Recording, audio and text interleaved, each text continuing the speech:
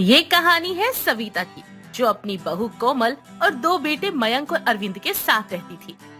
सविता एक खुले विचारों वाली महिला थी, वहीं उसकी बहू कोमल एक कोमल दिल जैसी भोली भाली सीधी सादी बहू थी। सविता अपने परिवार में बहुत खुश थी। अरविंद के कॉलेज के लास्ट एग्जाम इस साल खत्म होने वाले थे। अरविंद की दोस्ती एक सना नाम की लड़की से हुई थी और समय के साथ अरविंद और सना को एक दूसरे से प्यार हो गया था। लेकिन अब मसला ये था कि अरविंद एक हिंदू और सना एक मुस्लिम लड़की थी।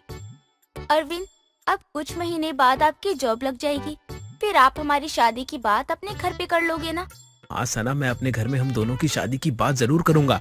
अब मेरी माँ बहुत अच्छी है, वो ये धर्म वर्म में विश्वास नहीं करती। वो तो इंसान की फीलिंग्स को देखती है और उनके लिए तो इंसान का बर्ताव ही उसका धर्म है। और मेरी भाभी, वो तो बहुत अच्छी है, उन्हें तुम्हारे रूप में एक अच्छी दोस्त मिल जाएगी। मेरे भाई भाभी की काफी समय पहले ही शादी हुई है, लेकिन उन्हें कोई बच्चा नहीं है, तो तुम देखना तुम्हारे आने से वो दोनों भी बहुत खुश होंगे। ठीक है, देखते हैं। ऊपर वाला जो भी करेगा ना, अच्छा ही करेगा। और वैसे भी मेरी अम्मी बहुत अच्छी हैं, वो भी धर्म को नहीं मानती, बस इंसान अच्छा होना चाहिए, और क्या चाहिए। ऐसे ही समय गुजरता है और अरविंद अपने घर से सना और अपने रिश्ते के लिए बात करता है। उसकी सारी बातें सुनकर सविता कहती है, बेटा, मुझे उस लड़की से कोई दिक्कत नहीं है। अगर तुझे लड़की पसंद है और वो लड़की अच्छी है, तब मेरी तरफ से हाँ है। अरे अरे mummy, you are so sweet, आप बहुत अच्छी हैं। तो फिर कब लेकर जानी है बारात? अरविंद की बात सुनकर सविता हंसने लगती है। अच्छा बेटा, इतनी जल्दी है तुझे शादी करने की? अरे माँ, एक और बहू आएगी तो आपका भी मन लग जाएगा, फिर आप तीनों मिलकर सबकी चुगलियाँ करना। बस बस, ज्यादा मस्का मत लगा, मैं सब समझ गई हूँ। ऐसे ही कुछ दिन गुजर जाते हैं और अरविंद की जॉब एक अच्छी पोस्ट पर एक अच्छी कंपनी में लग जाती है। वहीं सविता अपने बेटे का रिश्ता लेकर सना के घर जाती है और सना की अम्मी रुखसार से बात जानने और समझने के बाद अपनी बेटी की खुशी को देखते हुए सना की शादी अरविंद के साथ वो तय कर देती है। ऐसे ही समय गुजरता है, दोनों की शादी आखिरकार हो ही जाती है और सना बहू बनकर अपने ससुराल आती है। देख बहू, ये तुम्हारा जेठ है और ये तुम्हारी जेठानी। बस हमारी छोटी सी फैमिली है और अब से तुम इस फैमिली का हिस्सा हो। मैं चाहती हूँ मेरा पूरा परिवार एकजुट रहे, कभी भी अलग ना हो। मेरा आशीर्वाद हमेशा तुम्हारे साथ है। तुम्हें भगवान हमेशा ही खुश रखे। बहू, तू जैसी भी है ना, हमें वैसे ही स्वीकार है। तुझे बदलने की जरूरत नहीं है। आप सच में बहुत अच्छी हो। आज तो मेरा पहला ही दिन है और मुझे ऐसा लग रहा है जैसे मैं सबके साथ कई सालों से हूँ। सच में अम्मी जान, आप बहुत अच्छी हैं। अरे देवरानी जी, हम भी यही हैं, हमें भी देख लो जरा। सभी हंसने लगते हैं और कोमल सना को गले लगाते हुए कहती है, आज से मैं तुम्हारी जेठानी नहीं बल्कि बड़ी बहन हूँ और तुम मेरी छोटी बहन हो। बस मुझसे लड़ाई मत करना। सभी मुस्कुराने लगते हैं और सबका इतना प्यार देखकर सना की आंखों में आंसू आ जाते हैं। अरे बहू, क्या हो गया अब? अम्मी जान, आप सबका इतना प्यार देखकर मेरी आंखों में आंसू आ गए। अरे बहू, इसमें रोने वाली क्या बात है? जा, सबके लिए अच्छा सा कुछ नाश्ता बना दे। सना सभी के लिए सभी की पसंद का नाश्ता बनाकर लाती है और सभी उसकी तारीफ करते हुए नाश्ता खाते हैं। तभी सना दोनों के लिए चाय बनाकर लेकर आती है। ये लीजिए चाय। ओहो, ये है तेरी मुस्लिम बहू। देखने में तो सही है, लेकिन बहन देख, हम ना चाय नहीं पी सकते क्योंकि हमें तो तेरी बड़ी बहू के हाथ की चाय ज्यादा पसंद है। अरे पता नहीं तेरी इस बहू ने क्या मिलाया होगा चाय में। आंटी जी, मैं तो बस ये कह रही थी, आप कहो तो मैं तुलसी भी डाल दूं। अरे देख सविता, अपनी बहू को आते ही रंग ढंग दिखाने लग गई अपने। अरे मेरी बहू ने कुछ कहा ही नहीं है। अरे आंटी जी, इसमें चाय पत्ती, चीनी और दूध डाला है। अगर आप कहो तो इसमें थोड़ा सा वो भी मिला दूं। अरे हाँ हाँ, मुझे सब समझ आ रहा है तेरी बहू की चालाकियाँ। मैं तो जा रही हूँ, चाय पत्ती लेने आई थी मैं तो, लेकिन कोई नहीं, अब मैं सीमा के घर से ही मांग लूंगी। विमला मुंह बनाकर वहाँ से चली जाती है और दोनों सास बहू एक दूसरे को देखकर बहुत हंसती है। अरे अच्छा ही हुआ ये चली गई। रोज रोज कुछ ना कुछ सामान मांगने आ जाती है। ये भिख मंगी गई की हमेशा मेरा दिमाग खाने आ जाती है। अम्मी जान, आज सुबह ही भाभी जान ने मुझे इनके बारे में सब कुछ बता दिया था। अरे बहू, मजा ही आ गया उसे ऐसे किलसते हुए देखकर। ऐसे ही सभी ने घर में एक पार्टी रखी थी, लेकिन खाना बनाने वाला बावर्ची एंड मौके पर आने से मना कर देता है और पार्टी शुरू होने में सिर्फ कुछ ही घंटे बचे थे और एंड मौके पर और कोई बावर्ची भी नहीं मिला, जिस वजह से सभी परेशान हो जाते हैं। अरे अब क्या होगा? एंड मौके पे बावर्ची ने भी मना ही कर दिया आने के लिए। अरे माँ जी, इतने सारे लोगों का खाना मैं कैसे बना पाऊंगी अकेले? आप सब परेशान मत होइए, हम सभी मेहमानों के लिए अकेले खाना बना लेंगे। बस भाभी जान, आपको मेरी थोड़ी सी मदद करनी होगी। क्या तुम सच कह रही हो? लेकिन ये सब तुम कैसे कर पाओगी? अरे हम सब कर लेंगे, आप हम पे यकीन तो रखिए। सना की बात मानकर सविता उसे खाना बनाने की इजाजत दे देती है। सना और कोमल दोनों मिलकर रसोई में जाकर खाना बनाने की तैयारियों में लग जाते हैं। देखते ही देखते रात हो जाती है। सभी मेहमान और अरविंद के दोस्त घर पर आना शुरू हो जाते हैं। सभी खाना शुरू करते हैं और अरविंद का दोस्त अमन कहता है, आयला, मजा आ गया। अरे क्या स्वाद है, लाजवाब है, मजेदार है। आहा, वाह वाह। ए भाई, किसने बनाया है? अब बावर्ची को बुला, अभी उसके हाथ चूम लूं। अरे रे रे, कितना स्वादिष्ट है। अब यार ये सब खाना किसी बावर्ची ने नहीं बल्कि तेरी भाभी ने बनाया है। देख वो खड़ी तेरी भाभी।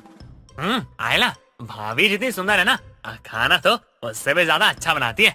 मजा आ गया खाकर। शुक्रिया यार, सना परफेक्ट बीवी है मेरी। हाँ यार, बात तो ना सही है। विमला को सना के हाथ का खाना बहुत अच्छा लगा, लेकिन वो सना या उसकी सास के सामने इस बात से इनकार नहीं करती। सभी खाना खाकर बहुत खुश होते हैं और अपने घर चले जाते हैं। अगली सुबह सविता कहती है, सच में मेरी बहू ने तो कमाल ही कर दिया। इतना अच्छा खाना बनाया उन्होंने कि सभी के सब तारीफ ही करते रहे। माँ जी, मैंने कुछ नहीं किया, ये सब तो सना का कमाल था। मैंने तो बस थोड़ी सी हेल्प की थी और कुछ नहीं किया। अरे भाभी जान, आप तो सारा का सारा क्रेडिट मुझे ही दे रही हो। अगर आप नहीं होती तो मैं अकेले कुछ नहीं कर पाती, इसीलिए आप भी पूरे हकदार हो इस तारीफ के।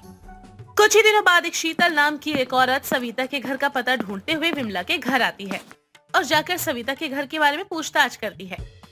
क्या काम है आपको सविता से? एक्चुअली मेरे एक फ्रेंड है अमन, वो अपने दोस्त की पार्टी में आए थे, तो उन्होंने अपने दोस्त की पार्टी में बने खाने की इतनी तारीफ की कि मुझसे तो रहा ही नहीं गया और मैं कल के लिए अपने स्टाफ का खाना उन्हीं से बनवाने का ऑर्डर लाई हूँ। क्या आप बता सकती हैं उनका घर कौन सा है?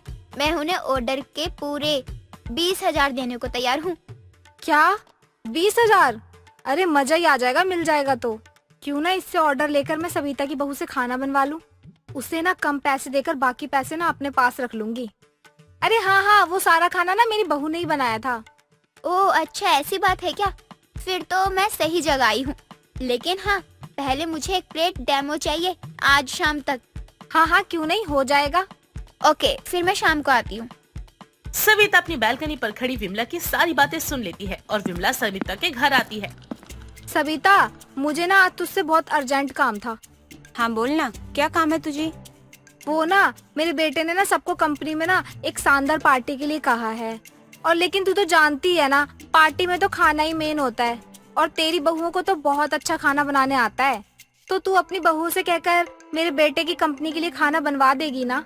इसके बदले ना मैं तेरी बहुओं को 6,000 रुपए दे दूंगी। वो सब तो ठीक है, लेकिन तुझे मेरी छोटी बहू हाथ का खाना पसंद नहीं है। तेरे बेटे का धर्म भ्रष्ट नहीं हो जाएगा? अरे नहीं, ऐसी कोई बात नहीं है। उस दिन तो मैंने ऐसी मजाक में कह दिया था। प्लीज सविता, मेरा ये काम कर दे, मेरे बेटे की इज्जत का सवाल है। अरे तू फिक्र मत कर, मैं अपनी बहू को बोल दूंगी, वो तेरे लिए खाना बना देगी। ठीक है, तो आज शाम को ना एक खाने की प्लेट का ना डेमो दे दियो, ताकि मैं अपने बेटे को टेस्ट करवा सकूं। वो क्या है ना, वो तो उस दिन पार्टी में आया नहीं था। इतना कहकर विमला वहाँ से चली जाती है। दोनों बहुएं ये देखकर हैरान रह जाती हैं। तभी उनकी सास उन्हें सारी बातें बताते हुए बहुत हंसती है और धीरे से अपनी बहू के कान में कुछ कहती है। अरे समझ गए ना तुम दोनों, जैसा मैंने कहा है ना तुम्हें वैसा ही करना है बिल्कुल। जी माँ जी, ठीक है। ऐसे ही शाम हो जाती है। सना खाना बनाकर तैयारी कर लेती है और विमला खाना लेकर आती है। तभी शीतल उसके घर पहुंच जाती है। दिखाइए कहाँ है आपका डेमो। ये लीजिए। ये खाना देखने में तो काफी ज्यादा टेस्टी लग रहा है। अरे वाह, मजा आ गया। वाकई बहुत स्वादिष्ट खाना बनाया है आपकी बहू ने। तो ठीक है, फिर कल दोपहर तक मेरे वर्कर आकर सारा खाना ले जाएंगे और ये रही आपकी पेमेंट।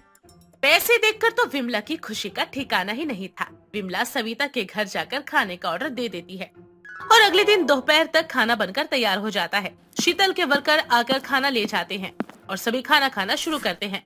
खाना इतना बेस्वाद था कि एक लड़का मुंह बनाते हुए कहता है, ए, क्या है ये? इसमें टेस्ट नहीं है, मैं नहीं खाऊंगा ये।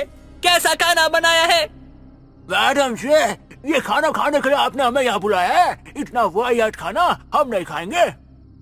इस तरह की बातें सुनकर शीतल को बहुत गुस्सा आता है। तभी वो गुस्से में कार से विमला के घर पहुंच जाती है और विमला को लगता है कि शायद शीतल उसका शुक्रिया अदा करने आई है। अरे आइए आइए बैठिए। मैं यहाँ बैठने नहीं आई हूँ।